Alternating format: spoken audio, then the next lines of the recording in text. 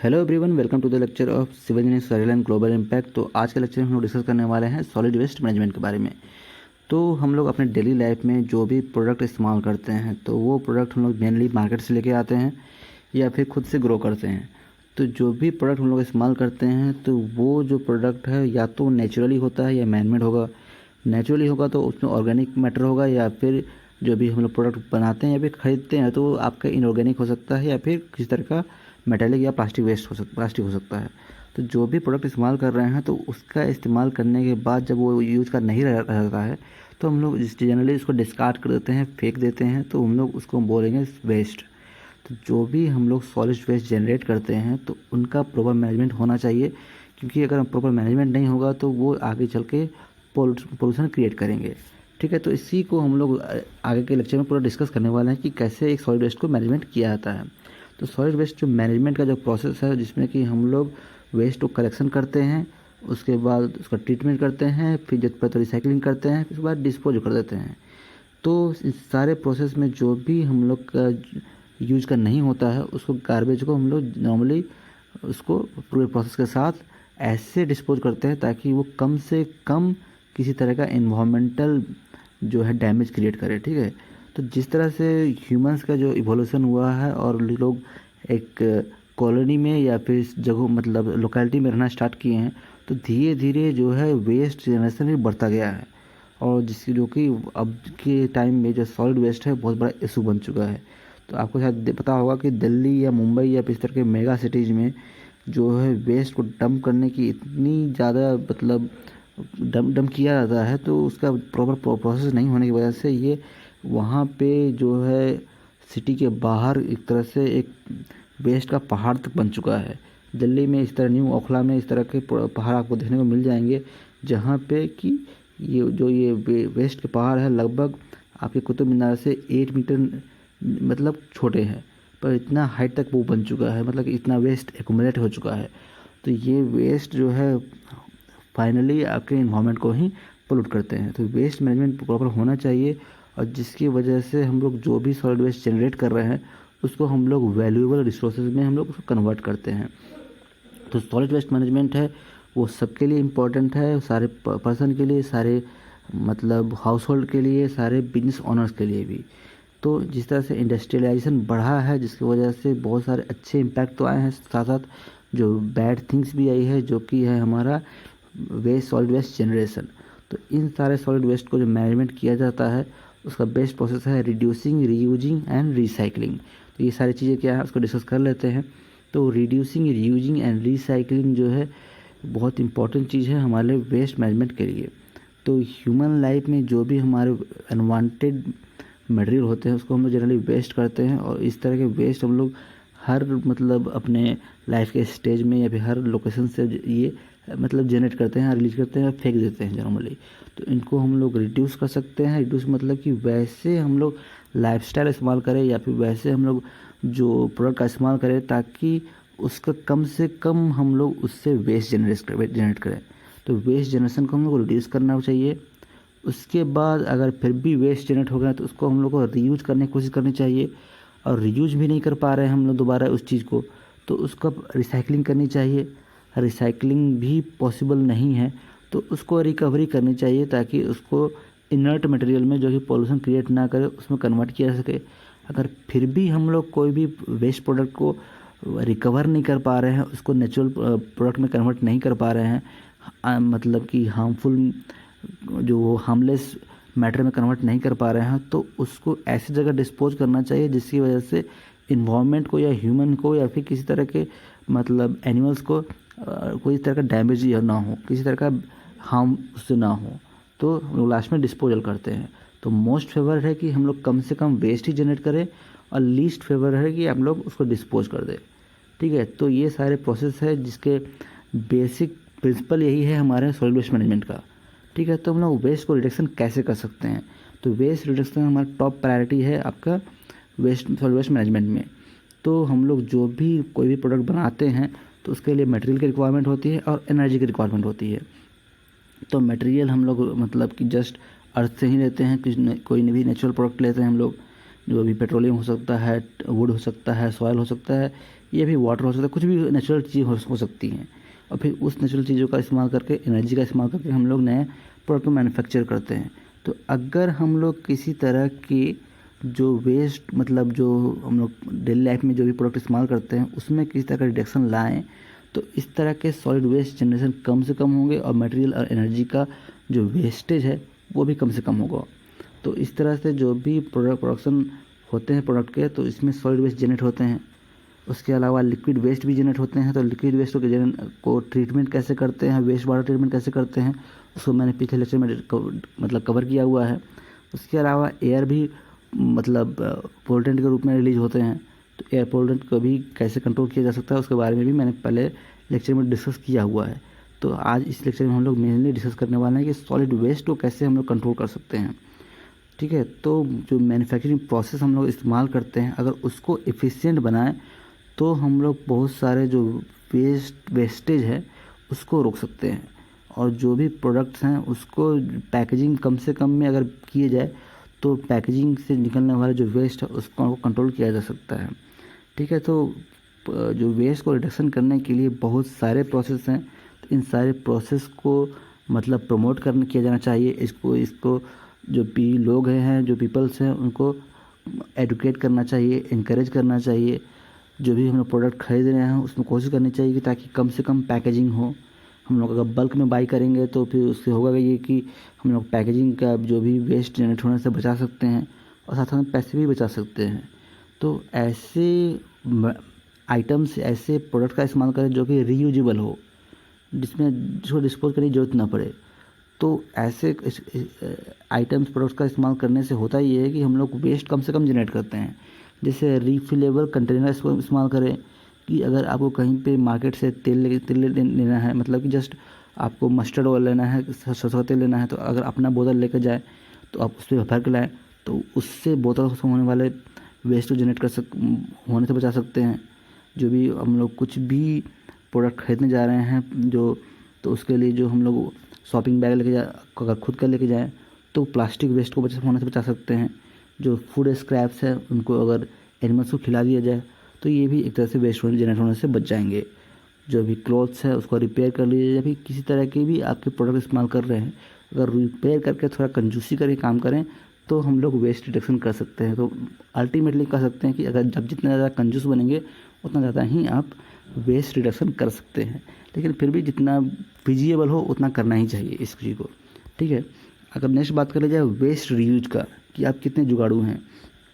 मतलब रीयूज मतलब होता है कि जो वेस्ट प्रोडक्ट हम लोग का रिलीज हो चुके हैं उसका अगर हम लोग दूसरा इस्तेमाल करें, मतलब जिस चीज़ के लिए वो बना नहीं था हम लोग उसके लिए इस्तेमाल करें, उसके लिए हम लोग जुगाड़ लगाएं, तो उसको हम लोग बोलते हैं वेस्ट रीयूज। तो एक्चुअली जो डिफरेंट सॉलिड वेस्ट हैं उसके, जैसे कि प्लास्टिक बॉटल हो गए, ओल्ड क्लॉथ्स हो गए, बुक्स हो गए, या फिर किसी तरह के प्रोडक्ट्स हो गए, उसका जो एक्चुअली पर्पस था उसका इस्तेमाल ना करके हम लोग उसका दूसरी तरह से इस्तेमाल करें। जिस तरह की, जैसे आप देख सकते हैं कि यहाँ प्लास्टिक बॉटल है, उसका एक तरह से प्लांट के ग्रो करने के लिए पॉट के रूप में इस्तेमाल किया गया है। तो एक्चुअली इसे यूज किया गया है और इसके वेस्ट बनने से बचा लिया गया है। तो इसका दोबारा से इस्तेमाल हो रहा है, तो इससे भी हम लोग वेस्ट जनरेशन होने से बचा सकते हैं। तो जैसा कि आपने देखा होगा कि बहुत सारे रेलवे स्टेशन पे इस तरह के वाटर वेंडिंग मशीन होती है, तो आप बार बार एक ही बोतल का इस्तेमाल कर सकते हैं पानी पीने के लिए। तो इस तरह से भी बार बार पानी के वाटर बॉटल है, प्लास्टिक वाटर बॉटल है, उसके जनरेशन से आप बच सकते हैं। तो इस तरह से हम लोग वेस्ट को रिडक्शन कर सकते हैं और रीयूज कर सकते हैं। ठीक है, तो वेस्ट रीयूज और रिडक्शन करने से फ़ायदा क्या है। तो एक्चुअली जो भी प्रोडक्ट बनते हैं, तो प्रोडक्ट बनने के समय उसके बाद उसको में आपका जो एनर्जी लगेगा, मटेरियल तो लगेगा ही, उसके दौरान भी वेस्ट जनरेट होता है। और उसके बाद जो भी आप वेस्ट जनरेट करके फेंक देते हैं, तो उसको कलेक्ट करना, ट्रांसपोर्ट करके ले जाना, फिर ट्रांसपोर्ट करके उसको रिसाइकलिंग करना या फिर उसको प्रोसेस करना, उसमें बहुत ज़्यादा एनर्जी या टाइम खर्च होती है। तो अगर आप उसके जनरेशन के टाइम में ही आप उसको बंद कर दें या कम कर दें, तो होगा ये कि आपका पूरा खर्च और टाइम बच सकता है। तो एक तरह से बहुत ज़्यादा बेनिफिट है वेस्ट को रिडक्शन और रीयूज करने का। तो इसके अलावा क्या बेनिफिट है, तो फर्स्ट है आपका कम्युनिटी बेनिफिट। तो जिस कम्युनिटी में आप रहते हैं, जिस लोकेलिटी में आप रहते हैं, वहाँ पे कुछ अच्छे लोग भी होते हैं, अच्छे मतलब कि अच्छे मतलब इनकम वाले होते हैं, कुछ हाई लेवल लोग होते हैं, कुछ लो इनकम लेवल लोग वाले लोग होते हैं। तो हाई इनकम वाले लोग जो भी वेस्ट जनरेट करते हैं, मतलब जो नई चीज़ें खरीदना चाहते हैं, पुरानी चीज़ों को फेंकना चाहते हैं, तो पुरानी चीज़ों को अगर अभी भी इस्तेमाल करने लायक है तो वो जस्ट नॉर्मली आप लो इनकम ग्रुप के पीपल्स को दे सकते हैं। तो जिससे वजह से कि लो इनकम वाले लोग को भी बेनिफिट होगा और इस तरह से सॉलिड वेस्ट भी क्रिएट नहीं होगा। जिस तरह आप इलेक्ट्रॉनिक मटेरियल इस्तेमाल करते हैं कि मतलब हर 4-5 साल के मतलब हर कुछ साल बाद मोबाइल फ़ोन्स पुराने हो जाते हैं, कंप्यूटर्स जो हैं वो भी 10-15 साल के बाद पुराने हो जाते हैं, जो कि अगर आप हाईटेक कंपनी में काम कर रहे हैं तो वो आपके लिए मतलब काम का नहीं हो रहा है 10 साल बाद लैपटॉप या कंप्यूटर। तो आप किसी मतलब लो इनकम वाले स्टूडेंट को दे सकते हैं ताकि वो जो बेसिक चीज़ उसको सीख सके। तो एक तरह की इस तरह से कम्युनिटी बेनिफिट हो सकती है। जैसे कि आपने सुना भी होगा एक जगह पर, कई जगह पर नेकी की दीवार इस्तेमाल की जाती है, जहाँ पे क्या होता है कि दीवार पर पुराने कपड़े टांग दिए जाते हैं और जो गरीब लोग होते हैं वो वहाँ से उठा कर ले जाते हैं। तो एक तरह से क्या हो रहा है, कम्युनिटी बेनिफिट हो रहा है। नेक्स्ट है इकोनॉमी बेनिफिट।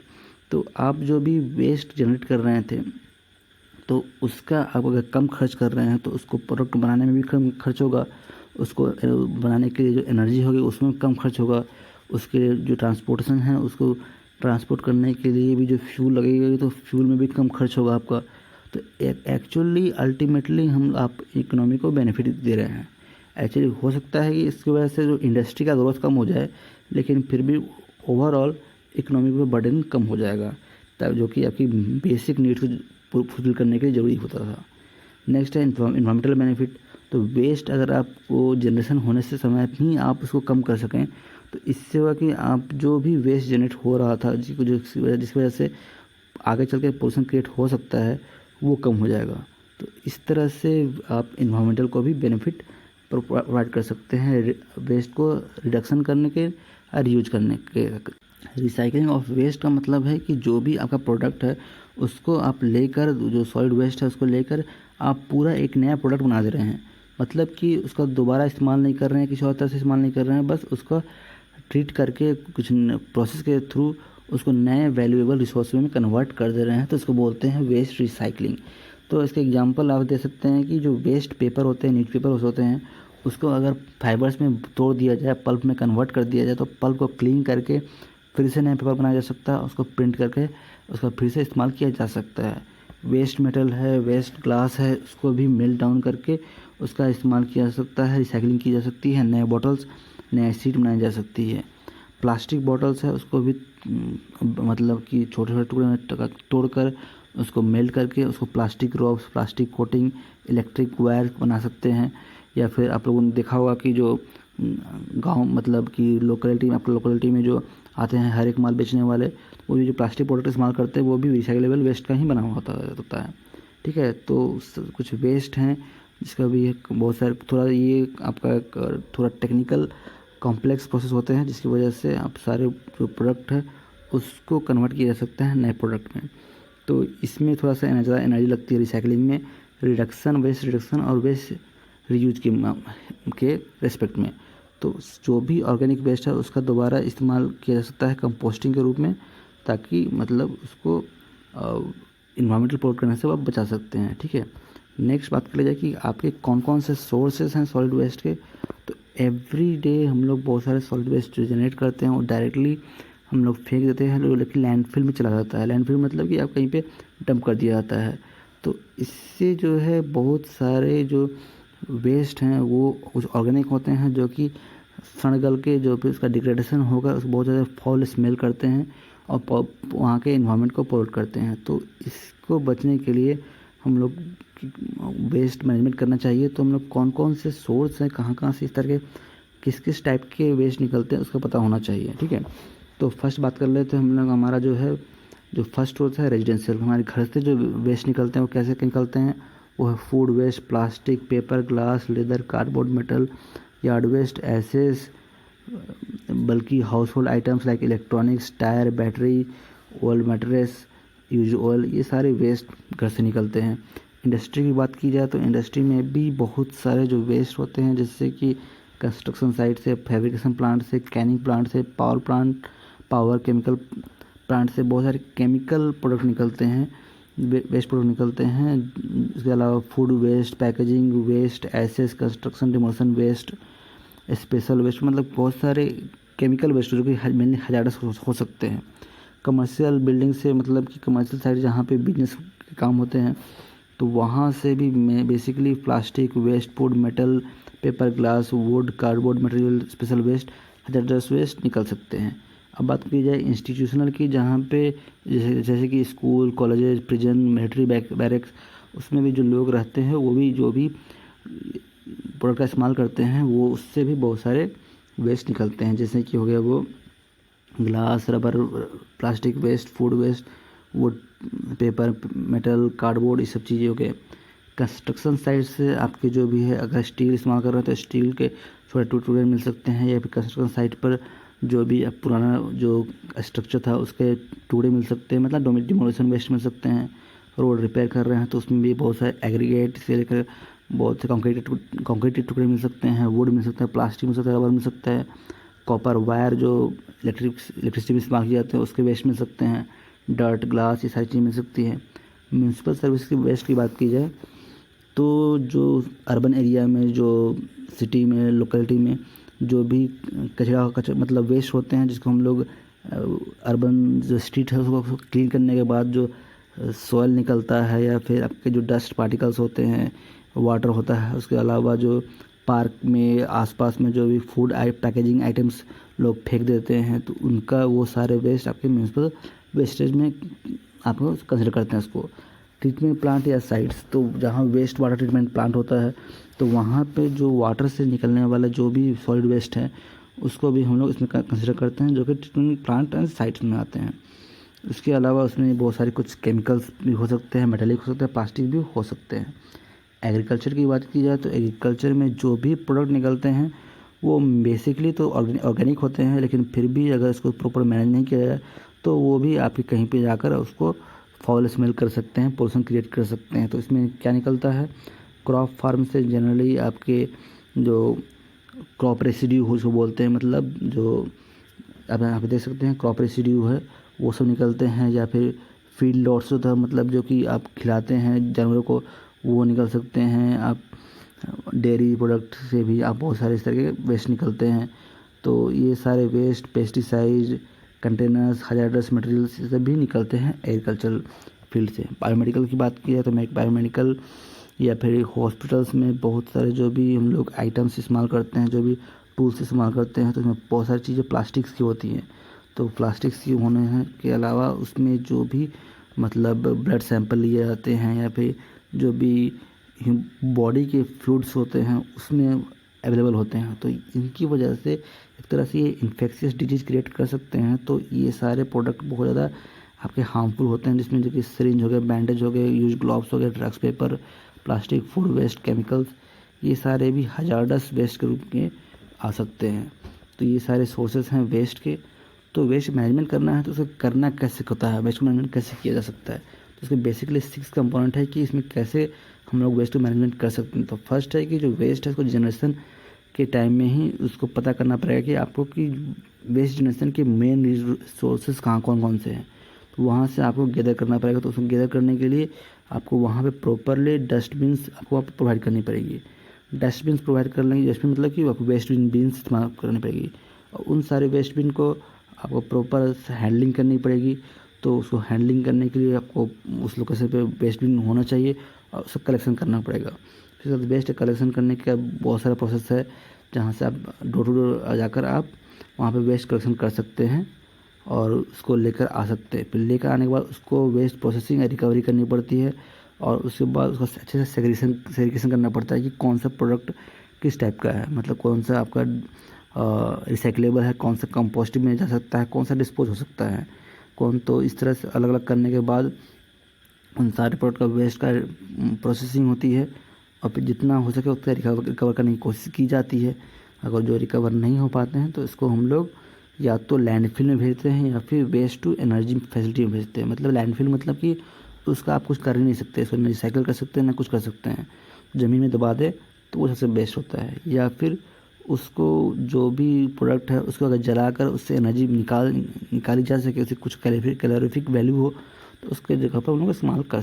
अगर सॉलिड वेस्ट मैनेजमेंट सिस्टम जो आपका प्रॉपर सही नहीं होगा तो इसकी वजह से बहुत सारे इफ़ेक्ट आते हैं, जैसे कि अगर आप वेस्ट जो है जस्ट बाहर, घर के बाहर हीप कर देते हैं, कहीं पे जस्ट डंप कर देते हैं, तो इसकी वजह से पूरा सराउंडिंग पे बहुत ज़्यादा इम्पैक्ट आता है, बहुत सारे इन्वायरमेंटल डिफेक्ट्स आते हैं। मतलब जैसे बात की जाए कि वो जो भी वेस्ट है अगर ऑर्गेनिक होगा तो वो डिग्रेड करेगा, वो धीरे धीरे डिकम्पोज होगा, डिकम्पोज होने से उसकी वजह से फॉल स्मेल तो आएगी ही, और साथ साथ में मॉस्किटो वहाँ पे ब्रीड करेंगे, और जो कि बहुत सारे डिजीज़ क्रिएट कर सकते हैं। ये जो आपके सॉलिड वेस्ट हैं तो उसमें अगर टॉक्सिक मेटल्स है, हजार्डस वेस्ट है, तो ये बहुत ज़्यादा प्रॉब्लम क्रिएट कर सकते हैं, क्योंकि ये सारे जो टॉक्सिक है मटेरियल है, केमिकल्स है, वो सॉयल के थ्रू, ग्राउंड वाटर के थ्रू वो फूड चेन में इंटर कर सकते हैं, और उसके बाद नॉन क्यूरेबल डिजीज़ तक क्रिएट कर सकते हैं। तो ये ऐसे जो हजार्डस वेस्ट होता है, जैसे लाइक पेस्टिसाइड, बैटरीज, जो mercury, zinc, cleaning solvent, radioactive material, e waste, plastic, ये सारे जो वेस्टेज हैं वो यहाँ तक उनकी पोटेंशियल होती है कि वो कैंसर तक क्रिएट कर सकते हैं। तो अगर बात कर ली जाए कि कौन कौन से मेथड से सॉलिड वेस्ट को मैनेजमेंट किया जा सकता है, तो मतलब कि या तो आप जो भी वेस्ट है उसको या तो हम लोग रिकवर करके या रिसाइकल कर सकते हैं, ये नहीं तो उसे करते हैं हम लोग सैनिटरी लैंड फिलिंग। तो नॉर्मली जो बहुत ज़्यादा पॉपुलर मेथड है ये, क्योंकि जिसमें ज़्यादा खर्च आते नहीं है, क्योंकि जस्ट आपको लैंड फिल में प्लस लैंड के अंदर फिल कर देना पड़ता है।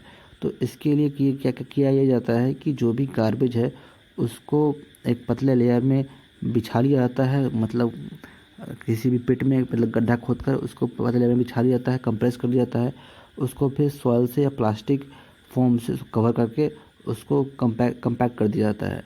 तो इसमें जो मेनली प्रॉब्लम आता ही है कि ये जो वेस्ट है अगर उसमें मतलब ग्राउंड वाटर एंटर करेगा तो ग्राउंड वाटर में जो इसके केमिकल्स है वो लीच आउट कर सकते हैं, मतलब बाहर आपके लीक कर सकते हैं वेस्ट। तो इसके लिए कोशिश की जाती है कि जो वेस्ट है उसको एक इम्परवियस लाइनर से उसको कवर किया जाए, मतलब कि वैसे इम्परवियस लाइनर जिससे कि ये सॉइल में या वाटर में आपके इंटर ना हो सके। ठीक है, तो लेकिन फिर भी ये उतना ज़्यादा सेफ़ नहीं होता है, तो हम लोग वैसे जगह पर इस लैंड फिलिंग करते हैं जहाँ पे ज़्यादा इंडस्ट्रियल एक्टिविटी होती है, जहाँ पे रेजिडेंशियल लोग मतलब एरियाज नहीं हो, वहाँ पे हम लोग इस तरह की लैंड फिलिंग की प्रैक्टिस करते हैं। नेक्स्ट है इंसिनरेशन। तो मतलब कि जो भी वेस्ट है उनको तो बहुत जगह बहुत लोग जस्ट बर्न कर देते हैं, तो इस बर्न करने से बहुत सारे मतलब गैसेज रिलीज हो सकते हैं, लेकिन फिर भी कुछ जो वेस्ट है, कुछ अगर बर्न ना किया जाए वेस्ट को तो एक तरह से टॉक्सिक के रूप में आपके इन्वायरमेंट में फैल सकते हैं। तो इस टॉक्सिसिटी कम करने के लिए इंसिनरेशन या फिर बर्निंग ऑफ सॉलिड वेस्ट भी इम्पोर्टेंट होता है। तो ये डिपेंड करता है कि आपको किस तरह के वेस्ट है, उसको हम लोग उसको रिड्यूस करने के लिए, उसकी क्वांटिटी कम करने के लिए ये इंसिनरेशन किया जाता है, उसको बर्न किया जाता है।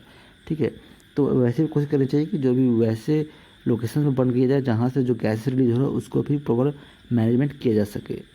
इसके अलावा रिकवरी या रिसाइकलिंग की जो बात की जाए तो फिर जो वेस्ट है ऑर्गेनिक मैटर है तो उसको कंपोस्टिंग की जा सकती है। ठीक है, जो प्लास्टिक्स है उसको मेटल है या फिर ग्लासेस है उनको हम लोग रिसाइकल कर सकते हैं। लेकिन जो वेस्ट हैं जो कि वुड हो गए या फिर जो डिग्रेडेबल है, मतलब जो कि जस्ट न कंपोस्ट हो सकते हैं ना ही रिकवर रिसाइकल किया जा सकता है, तो उनको लैंडफिलिंग या फिर इंसिनरेशन में भेज दिया जाता है। नेक्स्ट है पायरोलिसिस। पायरोलिसिस में होता ये है कि जो सॉलिड वेस्ट है उसको अगर मतलब कि हीट के प्रेजेंस में डिकम्पोज किया जाए, मतलब ऑर्गेनिक है पर उसको जल्दी होता नहीं है, मतलब डिग्रेड जल्दी होता नहीं है, तो उसको ऑक्सीजन के मतलब एब्सेंस में, without presence of oxygen, heat से बस उसको उसको मतलब कंप्रेस किया जाता है और उसको मतलब प्रेशर, हीट और प्रेशर से उसको डिकम्पोज करने की कोशिश की जाती है। मतलब कि जो भी कॉम्प्लेक्स केमिकल कंपाउंड होते हैं, कॉम्प्लेक्स केमिकल उसके जो उसकी बनावट होती है उसको हम लोग सिंपल में कन्वर्ट करने के लिए उसको डिकम्पोज करते हैं। तो इसकी वजह से बहुत कम अमाउंट में गैसेस और सॉलिड रेजिड्यू निकलते हैं, तो जिसकी वजह से ज़्यादा आपका पोल्यूशन क्रिएट नहीं होता है। तो ये एक प्रोसेस है ये भी सॉलिड वेस्ट को मैनेजमेंट करने का। तो पायरोलिसिस आपका इंसिनरेशन से डिफरेंट है। इंसिनरेशन में जस्ट जला देते हैं, जस्ट इसमें ओपन एयर होता है, मतलब इसमें मतलब ऑक्सीजन इसमें होते हैं प्रेजेंस, जो कि पायरोलिसिस में ऑक्सीजन प्रेजेंस नहीं होते हैं। तो समरी में कहा जा सकता है कि जो वेस्ट मैनेजमेंट है इन्वायरमेंट का इम्पोर्टेंट पार्ट, मतलब ये पूरे हमारे आसपास के इन्वायरमेंट का बहुत इंपॉर्टेंट पार्ट है। इसको प्रॉपर्ली इसको हैंडल करना चाहिए। तो उसके अलावा एक बहुत इंपॉर्टेंट चीज़ है हजार्डस वेस्ट।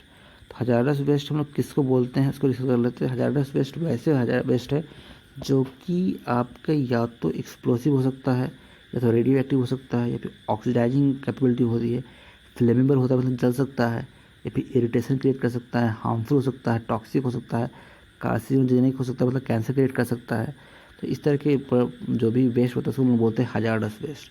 ठीक है, तो इस हजार्डस वेस्ट का प्रॉपर मैनेजमेंट करना बहुत ज़रूरी होता है, क्योंकि इसकी वजह से भी बहुत सारे मतलब डिजीज हो सकते हैं। तो इसमें जो हजार्डस वेस्ट है उसमें बेसिकली जो है फ्लोरोसेंट लाइट बल्ब हो गया, या फिर बैटरी हो गई, ये सारे कैथोड रे ट्यूब हो गए, ये सारे होते हैं। ठीक है, अब बात कर लेते हैं हाउस होल्ड हजार्डस वेस्ट। तो घर से कितने हजार्डस वेस्ट निकलते हैं, वो भी बहुत सारे होते हैं जो कि हमारे मतलब डेली लाइफ में हम इस्तेमाल करते हैं, लेकिन अगर उसको जस्ट फेंक दें तो ये इस तरह से बहुत ज़्यादा प्रॉब्लम क्रिएट करते हैं। तो उसमें जैसे आता है पेंट या solvent, automatic waste, pesticide, mercury, lighting, electricity, aerosol, caustic या क्लीनिंग एजेंट, मतलब डिटर्जेंट जो होते हैं, रेफ्रिजरेंट, सब बैटरीज होते ही हैं, ammunition, asbestos, car batteries, radio active waste, ये सारे जो है हजार्डस वेस्ट में आते हैं। अब हजार्डस वेस्ट के ट्रीटमेंट और डिस्पोजल की बात कर ली जाए तो हजार्डस वेस्ट है वो तो उसके लिए ट्रीटमेंट या डिस्पोजल सबसे ज़्यादा इंपॉर्टेंट होता है, क्योंकि ये बाहर अगर रहेगा तो बहुत ज़्यादा प्रॉब्लम क्रिएट कर सकता है। तो ये जो वेस्ट है उसको या तो नए हो सकते हैं यूनिवर्सिटी से निकले हुए, या फिर पुराने हो सकते हैं। तो इनको प्रॉपरली डंप करना ज़रूरी है ताकि वो सराउंडिंग के जो सॉइल और वाटर से बचे रह सके। तो इसके जो कॉमन मेथड है वो है लैंड डिस्पोजल और इंसिनरेशन, मतलब या तो ज़मीन के अंदर आप दबा दें या फिर उसको जला दें, बर्न कर दें। तो इसकी वजह से जो भी वेस्ट का ट्रीटमेंट होता है मेनली होता है फिजिकल, बायोलॉजिकल और केमिकल न्यूट्रलाइजेशन करते हैं। मतलब फिजिकल में मतलब कि उसकी जो फिजिकल अपीयरेंस है, लिक्विड है तो उसको सॉलिड में कन्वर्ट करने की कोशिश की जाती है। बायोलॉजिकल है तो उसको जो बैक्टीरिया है उसको किल करने की कोशिश की जाएगी। और केमिकली वो एक्टिव है तो इसको न्यूट्रलाइज करने के लिए उसमें अदर सब्सटेंसेस ऐड किए जाते हैं। उसके केमिकल प्रॉपर्टी पर डिपेंड करता है कि कौन से सब्सटेंस में ऐड किए जाएंगे। तो इंडस्ट्री जो प्रेफर करती है कि अगर लिक्विड आपके जो वेस्टेज हैं तो उनको तो, या फिर केमिकल्स हैं उनको कोशिश किया जाता है कि डीप वेल इंजेक्शन की जाती है, मतलब कि बहुत डीप में वैसे रॉक्स के अंदर जो कि इम्परवियस है उसमें उसको इंजेक्ट किया जाता है, उनको मतलब दबा दिया जाता है, लैंड फिलिंग के तरीके से बोल सकते हैं।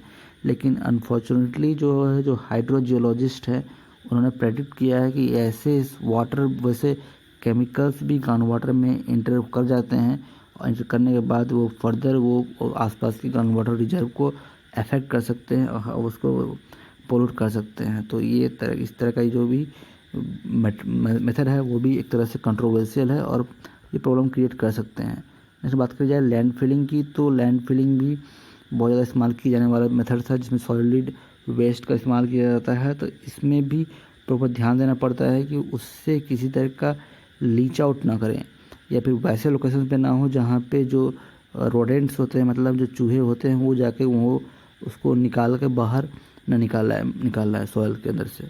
तो वैसे लोकेशन पे जाकर उसको मतलब ग्राउंड के अंदर मतलब पिट खोद कर गड्ढा खोद कर वहाँ पे डिगिंग करने के बाद वहाँ पे उसको प्रॉपर लेइंग की जाती है और उसको प्रॉपर लाइनिंग की जाती है, इम्परवियस लाइनिंग, ताकि उसमें किसी तरह का रेन वाटर लीच आउट ना करे या फिर गन वाटर लीच आउट ना करे।